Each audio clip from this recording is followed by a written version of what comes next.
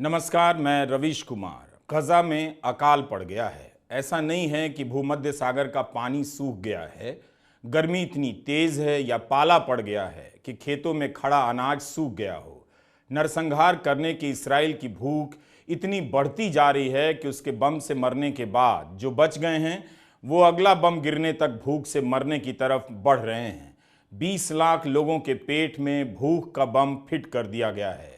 भूख की मौत की आवाज़ नहीं होती और भूख का बम फटता भी नहीं, ना ही आसमान में गुबार उड़ता है। वह धीरे धीरे सोख लेता है इंसान की मांसपेशियों को, उसकी रगों में बहते रक्त को, आंखों में बचे पानी को। वह शरीर को अनाज समझकर खा जाता है। गजा में लाए गए इस अकाल को हम उस देश में कैसे रिपोर्ट करें जहां की 81 करोड़ लोगों को 35-35 किलो गेहूं और चावल मुफ्त मिल रहा है। अगले 5 साल तक मिलने की गारंटी दे दी गई है और इसके पोस्टर हर तरफ लगा दिए गए हैं।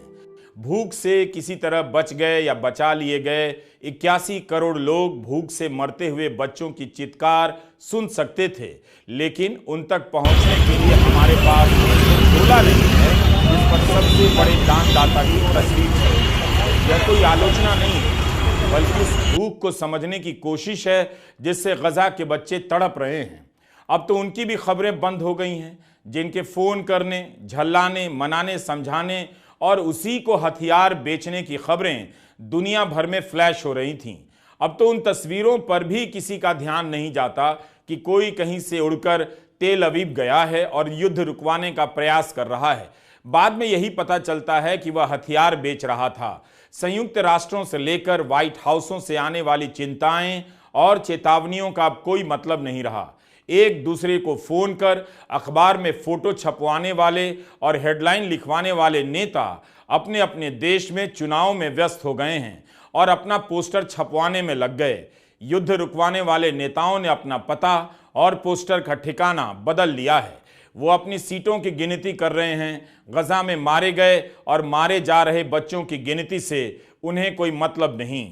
यह भी एक किस्म का अकाल है जो खबरों में आए दिन दिखता है। हमारी उम्मीदों को अकाल खा रहा है।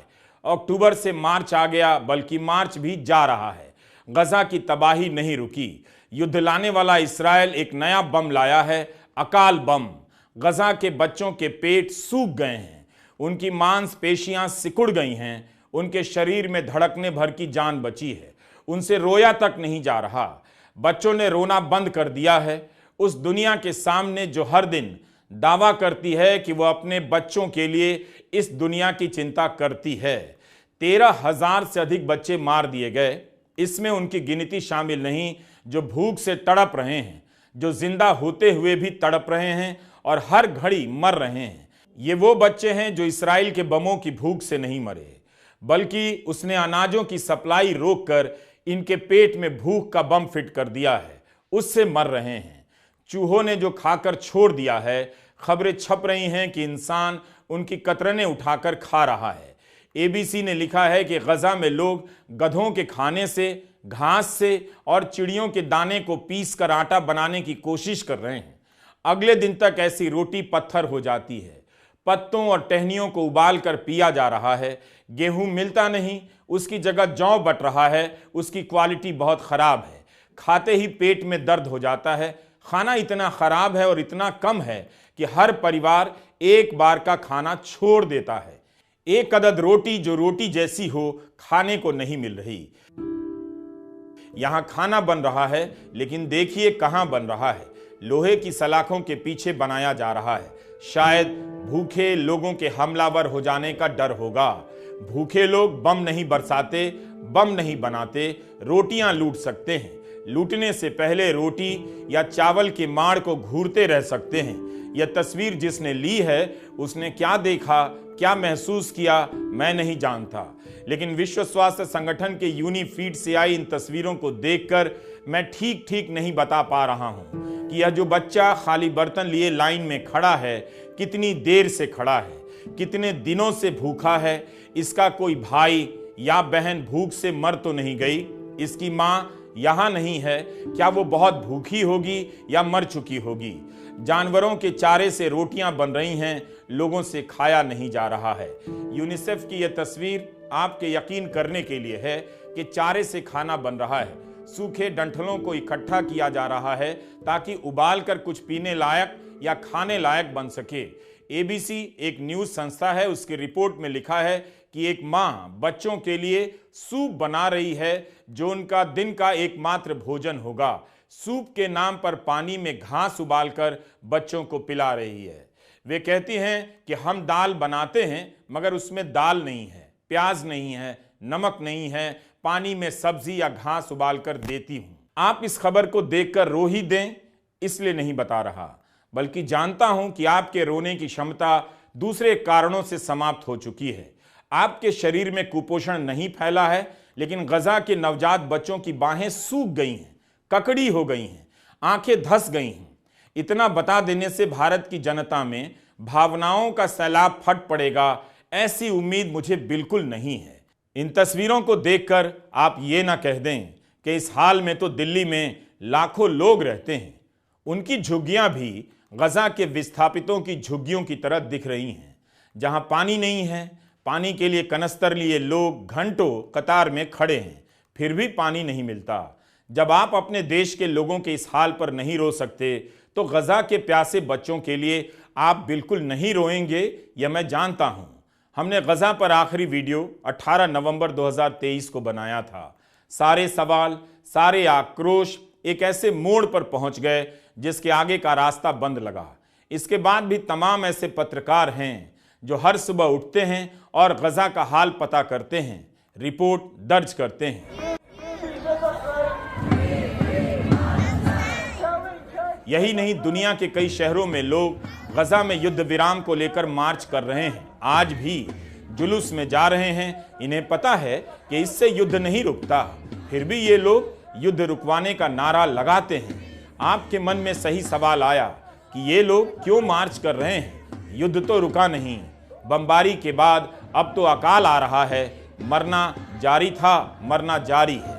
साहित्य संस्कृति पर सोचने विचारने वाले रंजीत हसकोटे ने लिखा है, इसके बाद भी लोग हमें कहते हैं इस यातना और आतंक के खिलाफ बोलने का सही समय नहीं है, इसका राजनीतिक असर बहुत बुरा होगा, यह सही समय नहीं है, जनता का मूड इसके खिलाफ है, यह सही समय नहीं है, कूटनीतिक संबंध दांव पर हैं, यह सही समय नहीं है, हमारी संख्या इतनी नहीं कि हमारे विरोध से फर्क पड़ेगा, यह सही समय नहीं है।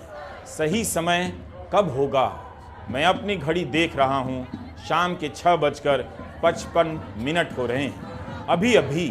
अभी ही बोलने का सही समय है। किसी भी आतंक और यातना के खिलाफ बोलने का समय अभी ही है। अभी हम ही वृंदगान हैं, कोरस हैं, हम ही समुदाय हैं, हम ही हैं भाईचारा। अन्याय, आतंक, सेंसरशिप और प्रदर्शनों को कुचल देने की हर चुप्पी के खिलाफ हमें ही बोलना है।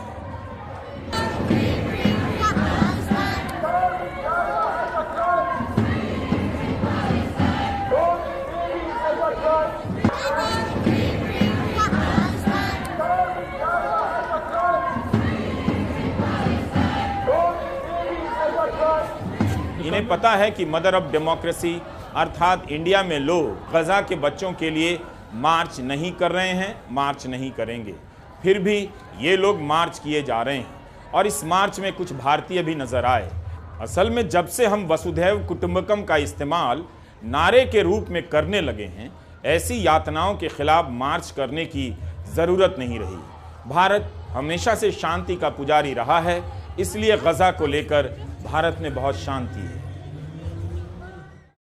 क्या यह याद दिलाना जरूरी है कि रमजान का महीना है? रमजान से पहले के कई महीनों में इस्राइल ने कौन सी दया दिखा दी? सभ्य और सभ्यता हम कितनी बार सुनते हैं, बोलते हैं। दरअसल असभ्य होना ही आज की आधुनिकता है। आप बहुत अच्छे सिले कपड़े में, सुंदर से महल में और महंगी कार से उतरते वक्त भी असभ्य और असंवेदनशील होते हैं। आज नेतन्याहू किसी चुनाव में जीत जाएं, उन्हें बधाई देने में मदर ऑफ डेमोक्रेसी अर्थात इंडिया के नेता सबसे पहले दौड़ेंगे। व्हाइट हाउस वाले तो हथियारों की लिस्ट लेकर पहुंच जाएंगे, खरीदो और इस्तेमाल भी करो। फिर आसमान से फूड के पैकेट गिराकर दयावान होने की सभ्यता का प्रदर्शन कराएंगे। दिसंबर से खबरें आ रही हैं कि इस्राएल भूख को हथियार के रूप में इस्तेमाल कर रहा है, लोगों को भूखा मार रहा है। शायद वो अपने बमों और गोलियों को बचा रहा होगा। अकाल के भी कई चरण होते हैं, उसके पैमाने होते हैं, जिसके बाद अकाल के अलग अलग चरणों की घोषणा की जाती है। यह कई चरणों में किसी आबादी को निगलता जाता है। उत्तरी गजा में अकाल के सभी चरण पार हो चुके हैं। दुनिया में पिछले 13 साल में केवल 2 ही बार अकाल घोषित हुआ है, 2011 में सोमालिया, 2017 में सूडान। आप अगर सूडान और सोमालिया से नहीं जुड़ पा रहे हैं तो कोई बात नहीं। बंगाल में भी अकाल आया था, 20 लाख से ज्यादा लोग भूख से मर गए। इस पर कई किताबें हैं, शायद उन किताबों में आपको गजा की माओं और बच्चों की भूख और सूखती मांसपेशियों को समझने का कोई रास्ता मिल जाए, कोई पन्ना मिल जाए। अल जजीरा की एक रिपोर्ट में गजा की एक मां कह रही हैं कि मैं बच्चों को मिट्टी में खिलाती रहती हूं, टेंट के बीच में भगाती रहती हूं, अपने हिस्से का खाना दे देती हूं, खुद 3 दिन बिना पानी या खाने के रही। एक मां कह रही हैं कि जिस बैग में हम थोड़ा सा खाना लाए थे, बेटी बार बार उसे चेक करती है कि कहीं कुछ बचा ना हो, गलती से कोई बिस्किट ना निकल आए, लेकिन सारा खाना खत्म हो चुका है। वे कहती हैं कि मैं बच्चों को छोटे छोटे काम देकर व्यस्त रखती हूं और जब कोई बहाना नहीं चलता तब हम जो दिन में एक बार खाना खाते हैं उसे टालती रहती हूं। बार बार कहती हूं थोड़ी देर में दूंगी, तब तक शाम होने लगती है और अंधेरा हो जाता है और बच्चे जल्दी सो जाते हैं। उनका बेटा कहता है मुझे लगता है मैं भूख से मर जाऊंगा। उनके आसपास हर टेंट से बच्चों के रोने कराहने की आवाज़ें आती हैं। दुनिया की माँओं ने कितनी बार दोहराया होगा, एक माँ को समझती है। क्या उन माँओं को गजा की माँओं का दुख समझ आ रहा होगा? गजा में पीने के लिए साफ पानी नहीं है।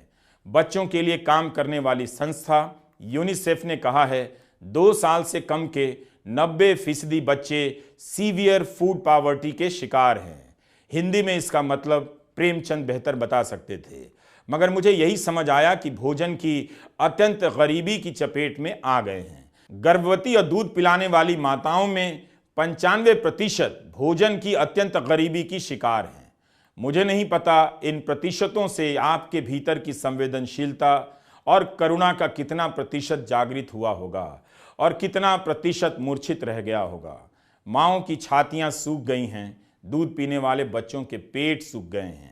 बच्चों को बचाने वाली संस्था सेव द चिल्ड्रन ने कहा है कि चूहे जो छोड़ जाते हैं बच्चे उठाकर खाते हैं। गजा के 11 लाख बच्चे भूखमरी के कगार पर पहुंच गए हैं। UNRWA ने कहा है 2 साल से कम उम्र के 3 में से 1 बच्चे को भयानक कुपोषण है, उसके शरीर में पौष्टिक तत्व नहीं है। यूनिसेफ की डायरेक्टर ने अल जजीरा से कहा कि सबसे ज़्यादा कुपोषित बच्चों के वार्ड में चुप्पी है, क्योंकि बच्चों में रोने की ताकत नहीं है। रॉयटर्स में एक बच्चे पर रिपोर्ट हुई है कि वो हमले से पहले आम बच्चों जैसा था, लेकिन हमले के बाद से उसकी पुरानी बीमारी बढ़ गई, उसे खाना नहीं मिल रहा, इलाज नहीं है। माँ का कहना है मैं उसे खड़ा करती हूँ, वो वहीं गिर जाता है, उसके पैरों में बिल्कुल जान नहीं है। गजा के स्वास्थ्य मंत्रालय का कहना है पिछले कुछ हफ्तों में 27 बच्चे भूख और पानी की कमी से मर गए। रॉयटर्स के पत्रकारों ने लिखा है कि उन्होंने अपनी आंखों से कुपोषित बच्चों को देखा है। भूख से मारना काफ़ी नहीं रहा होगा, इसलिए प्यास से मारना ज़रूरी समझा गया होगा। पानी की आपूर्ति काट दी गई है। जिन पाइपलाइनों से पानी बहता है वो बमबारी में तबाह हो चुकी हैं। गजा में पानी की आपूर्ति की 3 पाइपलाइनें थीं, एक ही पाइपलाइन बची है। बहुत कम पानी है। इसराइल इन पाइपों की मरम्मत में बाधा डाल रहा है, डालेगा ही। जो बम गिरा रहा है, भूख से बच्चों को मार रहा है, वह पानी की सप्लाई क्यों करेगा? बच्चों से लेकर बड़ों के आंत और हलक सूख कर इसराइली बमों से मुक्ति की आराधना करते होंगे। इसराइल उन्हें भूखा मारना चाहता है, मारने से पहले प्यास से तड़पाना चाहता है। राहत सामग्री पहुंचाने वाली संस्थाएं चीख रही हैं कि गजा में खाने पीने से लेकर दवाओं की सप्लाई बढ़ाई जाए। इसराइल ने अंतर्राष्ट्रीय अदालत से ये कहा है कि यह नैतिक रूप से अशोभनीय है कि राहत सामग्री बढ़ाई जाए, नहीं बढ़ाई जानी चाहिए।